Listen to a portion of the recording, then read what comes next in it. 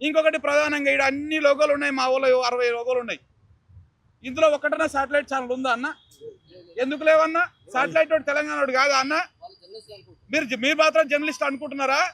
మీకు కూడా కష్టం వచ్చినప్పుడు నిలబడ్డది ఇదే మీడియా ఛానళ్ళు. మమ్మల్ని డిజిటల్ మీడియా కాదు, మాది అసలు మీడియా. మీరు అనుకుంటున్నారు బిడ్డ మాది అసలు మీడియా, నీదేడు ఉన్నదిరా బాబు. నీ ఛానల్ కూడా గిదే యూట్యూబ్లో ఉన్నది.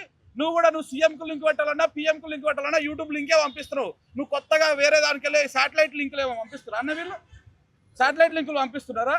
కాలేజీ టీవీ పోయిన లింకే పోతున్నది, మనడు పోయిన లింకే పోతున్నది, ఎవరిదైనా గదే లింక్ పోతున్నది. నీకైనా యూట్యూబ్ ఓడే బిచ్చం పెడుతున్నాడు, మాకైనా యూట్యూబ్ ఓడే బతకడానికి ఇంత ఆదాయం ఇస్తా ఉన్నాడు. నువ్వేం ఊసిపడ నక్కవేం కాదు. ఈడ ఉన్న వాళ్ళందరూ కూడా 10 సంవత్సరాలు 5 సంవత్సరాలు శాటిలైట్లో చేసి వచ్చిన వాళ్ళే. జర్నలిజం విలువలు తెలవనటువంటి వాళ్ళు ఎవరు లేరీడా. కానీ మీరు ఇలా ఈ సమాజానికి, ఈ యువతరానికి, ఈ యువ జర్నలిస్టులకు ఆపద వచ్చిన రోజు ఏ ఒక్క శాటిలైట్ ఛానల్ రాలేదు. ఇవాళ మేము అన్ని గుర్తుపెట్టుకుంటా ఉన్నాం. మీరు కూడా మీ పంతా మార్చుకోవాలా. లేదు అనుకుంటే మాత్రం తప్పకుండా మా టైం వస్తుంది. మా టైం వచ్చినప్పుడు ఈ press meet me satellite channel ముందు, ఒక్కొక్క ఛానల్ ముందు ఒక్కొక్క రోజు పెడతాం.